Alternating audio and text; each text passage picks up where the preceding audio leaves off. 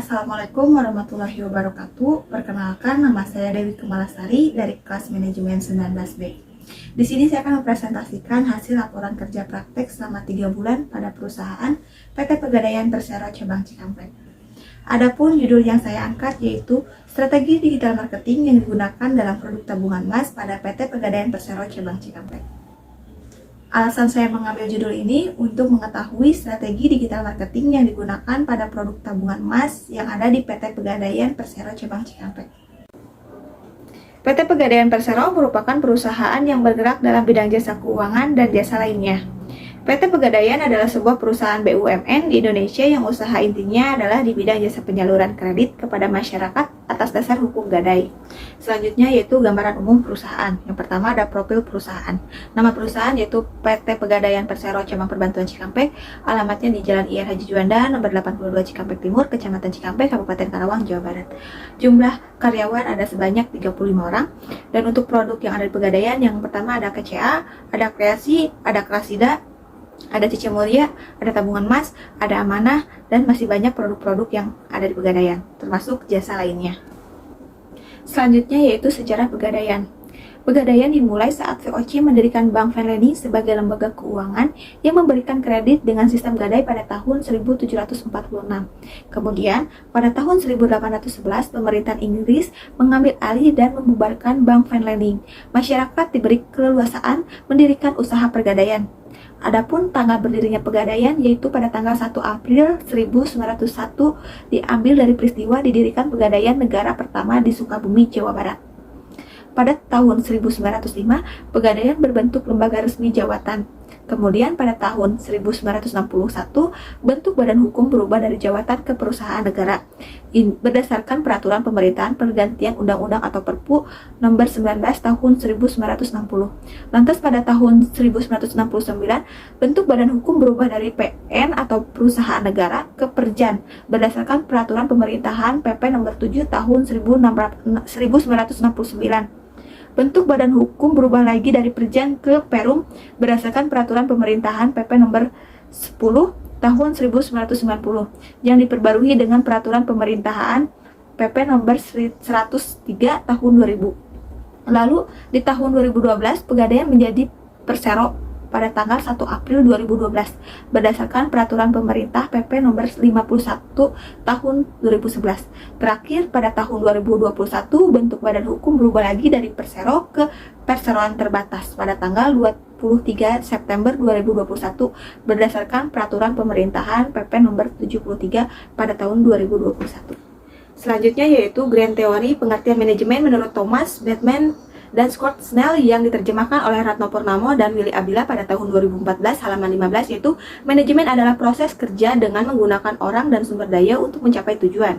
Manajer yang cakap melakukan hal tersebut dengan efektif dan efisien. Selanjutnya pengertian manajemen menurut Syari Alma pada tahun 2014 halaman 10 yaitu menyatakan bahwa manajemen adalah ilmu dan seni mengatur proses pemanfaatan sumber daya manusia dan sumber-sumber lainnya secara efektif dan efisien untuk mencapai tujuan tertentu, sedangkan menurut Kotler dan Armstrong pada tahun 2016 halaman 12 yaitu management is the process of design and maintaining an advancement with endeavors work in group efficiency then accomplish selected aims.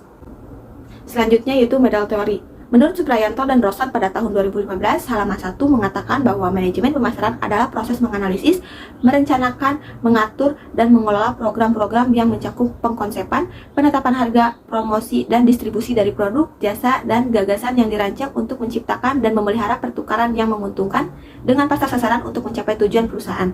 Sedangkan menurut American Marketing Society dalam buku Kotler dan Keller pada tahun 2016, halaman 27 menyatakan bahwa marketing management as the art and session of causing target markets and keeping and growing customers through creating, delivering, and communication superior customer value. Selanjutnya yaitu Range Theory. Menurut Sach Francisco pada tahun 2014 mendefinisikan pemasaran digital sebagai hasil pemasaran evolusi. Evolusi terjadi ketika perusahaan menggunakan saluran media digital untuk sebagian besar pemasaran. Saluran media digital dapat diatasi dan diizinkan percakapan terus-menerus, dua arah, dan pribadi antara pemasar dan konsumen. Menurut Zazer Nasidini pada tahun 2012 halaman 32, indikator digital marketing yaitu accessibility, interactivity, entertainment, credibility, irritation, dan informatif. Dan selanjutnya yaitu dimensi digital marketing penjualan sebagian dari bauran pemasaran 4P menurut Kotler and Keller pada tahun 2012 halaman 25, yaitu produk, price, place, dan promotion. Definisi produk menurut Fendi Ciptono pada tahun 2015 halaman 231, yaitu pemahaman subjektif produsen atas sesuatu yang bisa ditawarkan sebagai usaha untuk mencapai tujuan organisasi melalui pemenuhan kebutuhan dan keinginan konsumen sesuai dengan kompetensi dan kapasitas organisasi serta daya beli pasar. Selanjutnya yaitu pengertian tabungan menurut Anthony pada tahun 2001, yaitu menabung adalah salah satu hal yang dianjurkan dalam agama Islam dan salah satu cara untuk menyiapkan diri di masa yang akan datang. Salah satunya itu produk tabungan emas, yaitu merupakan salah satu investasi yang pertama kali ada di Pegadaian. Tabungan emas yaitu layanan dan penjualan emas dengan fasilitas titipan dengan harga terjangkau dan merupakan tolak ukur kekayaan karena siapapun bisa menabung. Adapun tujuan dan metodenya, yaitu tujuannya untuk menambah wawasan dan ilmu pengetahuan mahasiswa. Karena ilmu yang diperoleh di bangku perkuliahan akan lebih bermanfaat bila diaplikasikan pada instansi atau perusahaan. Membangun mahasiswa yang siap dalam menghadapi permasalahan dan tantangan di dunia usaha atau dunia kerja, serta memiliki kemampuan dalam menganalisis permasalahan dalam lingkup teknologi. Mendapatkan pengetahuan dan pengalaman sesuai dengan disiplin ilmu di lingkungan kerja sebenarnya, sehingga mampu memberikan umpan balik berupa perkembangan keilmuan di dalamnya. Selanjutnya yaitu metode. Metode yang digunakan yaitu metode deskriptif data dengan menggambarkan dan menjelaskan permasalahan dengan teks. Selanjutnya yaitu tugas yang dilakukan. Pelaksanaan kerja praktek dilakukan selama 3 bulan mulai sejak tanggal 3 Januari sampai dengan 2 April 2022, dilaksanakan dari hari Senin sampai dengan hari Sabtu dengan jam kerja yaitu dari jam 8 sampai jam 15 untuk hari Senin sampai hari Jumat, dan untuk hari Sabtu yaitu jam 8 sampai dengan jam 12. Tempat kerja praktik yaitu di perusahaan PT Pegadaian Persero, kantor cabang Cikampek, dengan alamat Jalan IR Haji Juanda, nomor 82, Cikampek Timur, Kecamatan Cikampek, Kabupaten Karawang, Jawa Barat. Baik, kegiatan yang dilakukan selama kerja praktik 3 bulan di perusahaan PT Pegadaian cabang Cikampek yaitu pada tanggal 3 Januari sampai dengan tanggal 8 Januari, pengenalan lingkungan perusahaan PT Pegadaian cabang Cikampek dan pengenalan sistem aplikasi yang digunakan. Selanjutnya pada tanggal 10 sampai dengan tanggal 22 Januari yaitu menginput data nasabah yang akan melakukan transaksi gadai. Pada tanggal 24 Januari sampai dengan tanggal 5 Februari yaitu melayani nasabah yang akan bertransaksi gadai, menyicil emas, membuka tabungan, dan promosi produk yang ada di Pegadaian. Pada tanggal 7 sampai dengan tanggal 10 Februari yaitu mengarsipkan data nasabah dari beberapa unit UPC yang tergabung pada kantor cabang Cikampek. Pada tanggal 11 sampai dengan tanggal 12 menelpon nasabah untuk memberitahukan bahwa barang yang digadai mendekati masa lelang. Tanggal 14 sampai dengan tanggal 16 Februari menjadi kasir di unit UPC Jomin Barat, melayani perpanjang, tebus gadai, dan transaksi MPO dan jasa lainnya. Pada tanggal 17 sampai dengan tanggal 19 Februari melayani nasabah yang ingin penebusan barang, perpanjang, dan jasa lainnya. Pada tanggal 21 sampai dengan tanggal 25 Februari yaitu melayani nasabah yang melakukan gadai. Pada tanggal 1, 2, 4, dan 5 Maret yaitu mengentri data nasabah yang melakukan gadai. Pada tanggal 7 sampai dengan 12 Maret yaitu menginput daftar barang lelang. Pada tanggal 14 sampai tanggal 26 Maret yaitu mengentri data nasabah yang akan melakukan transaksi gadai dan memasukkan data nasabah baru. Selanjutnya pada tanggal 28 Maret sampai dengan 2 April yaitu menelpon nasabah yang barangnya akan dilelang.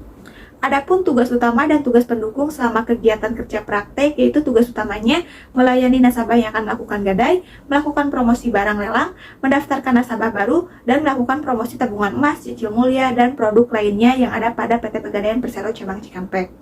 Untuk tugas pendukungnya yaitu yang pertama menelpon nasabah yang sudah mendekati masa lelang, yang kedua menginput daftar barang, yang ketiga mengarsipkan data nasabah dari beberapa unit UPC, yang keempat melayani nasabah yang akan melakukan transaksi gadai, tebus gadai, gadai ulang, dan transaksi MPO dan jasa lainnya. Selama saya mengikuti kegiatan kerja praktek, terdapat permasalahan yang diketahui dari data perkembangan produk yang ada di PT Pegadaian cabang Cikampek. Dijelaskan bahwa produk tabungan emas memiliki peminat nasabah paling sedikit di antara produk-produk yang ada di Pegadaian. Hal ini menjadi permasalahan bagaimana agar produk tabungan emas bisa bersaing dengan produk-produk yang lain yang ada di Pegadaian dengan meningkatkan jumlah nasabah. Pemasaran produk tabungan emas yang harusnya ditingkatkan dengan memanfaatkan teknologi yang berkembang. Karena di era digitalisasi saat ini, penggunaan media internet atau sosial media sangat berpengaruh terhadap pemasaran produk di perusahaan. Seperti pada tabel penggunaan internet di Kabupaten Karawang dijelaskan bahwa masyarakat pengguna internet di Karawang mengalami peningkatan dari tahun ke tahun. Dengan begitu, perusahaan harus gencar dalam pemasaran pada digital marketing. Penggunaan promosi pada media internet sangat perlu digunakan agar meningkatkan nasabah dan memperbesar target pasar dari generasi milenial hingga generasi Z. Selanjutnya, solusi yang perlu dilakukan yaitu bagian dari pelayanan customer service atau pihak pegawai pegadaian harus sering melakukan sosialisasi memperkenalkan aplikasi pegadaian digital service atau PDS sebagai strategi digital marketing yang digunakan saat ini kepada nasabah yang akan melakukan transaksi di outlet. Bukan hanya untuk pembukaan tabungan emas saja, melainkan semua yang akan melakukan transaksi di outlet. Dengan begitu, nasabah semua kalangan bisa menggunakan fitur pegadaian digital service dan memanfaatkan teknologi yang sudah berkembang agar mempermudah semua transaksi tanpa harus datang ke outlet. Dan aplikasi PDS ini menjadi strategi digital marketing yang sudah mulai digunakan. Karena aplikasi pegadaian digital service membantu dan praktis karena bisa dilakukan selama 24 jam dimanapun dan kapanpun. Dengan demikian, teknologi jasa dipersepsikan mudah digunakan oleh para pengguna seperti halnya aplikasi pelayanan PDS, maka dari itu akan mendorong para pengguna untuk menerima dan menggunakan teknologi tersebut. Setelah pemaparan-pemaparan sebelumnya, saat ini dapat disimpulkan yaitu kerja praktik sangat banyak memberikan manfaat kepada mahasiswa, di mana mahasiswa dapat merasakan dan menjalankan bagaimana dunia kerja sebenarnya. Seluruh teori, pengetahuan, dan wawasan yang diterima mahasiswa selama masa perkuliahan dapat diterapkan di kegiatan kerja praktik ini, walaupun pada kenyataannya kadang tidak sesuai. Selama kerja praktik di perusahaan, penulis ditempatkan di pelayanan customer. Tidak ada permasalahan yang dihadapi dalam melaksanakan kerja praktek ini karena sebelumnya telah diberikan pengarahan oleh pembimbing lapangan di perusahaan PT Pegadaian Persero Cabang Cikampek. Di era digitalisasi saat ini, banyak perusahaan yang bersaing dalam penggunaan teknologi sebagai salah satu strategi yang digunakan dalam meningkatkan daya saing, seperti pada perusahaan PT Pegadaian Persero Cabang Cikampek ini yang sudah melakukan transformasi strategi digital marketing dalam upaya menjadi financial company. Langkah perubahan ini ditandai dengan peluncuran Pegadaian Digital Service atau PDS dan untuk memperbesar target pasar dari generasi milenial hingga ke generasi Z saat ini. PDS merupakan layanan digital dari perusahaan dalam bentuk aplikasi yang berbasis web dan mobile. Pegadaian Digital Service akan melayani nasabah dan calon nasabah yang ingin mendapatkan informasi produk-produk pegadaian dan membantu mempermudah transaksi nasabah tanpa harus datang ke outlet atau ke unit, serta lebih efektif dalam sosial media seperti Instagram, Facebook, dan sosial media lainnya untuk promosi produk yang ada di Pegadaian dan membuat konten-konten kreatif karena saat ini generasi milenial hingga ke generasi Z lebih sering aktif pada sosial media. Baik, adapun saran yang bisa saya berikan kepada perusahaan PT Pegadaian Cikampek ini yaitu khususnya pada customer service dan untuk karyawan pada PT Pegadaian Kantor Cabang Cikampek diharapkan lebih meningkatkan kegiatan sosialisasi kepada nasabah tentang Pegadaian Digital Service ini atau aplikasi PDS ini dengan cara penggunaan aplikasi tersebut karena beberapa nasabah belum tahu tentang adanya aplikasi Pegadaian. Selanjutnya yaitu untuk meningkatkan aktivitas pelayanan aplikasi PDS atau Pegadaian Digital Service, Pegadaian harus lebih memperhatikan performa dari aplikasi tersebut agar tidak terjadi error atau maintenance. Baik, selanjutnya yaitu adalah kegiatan kerja praktek selama 3 bulan di perusahaan PT Pegadaian Persero Cabang Cikampek.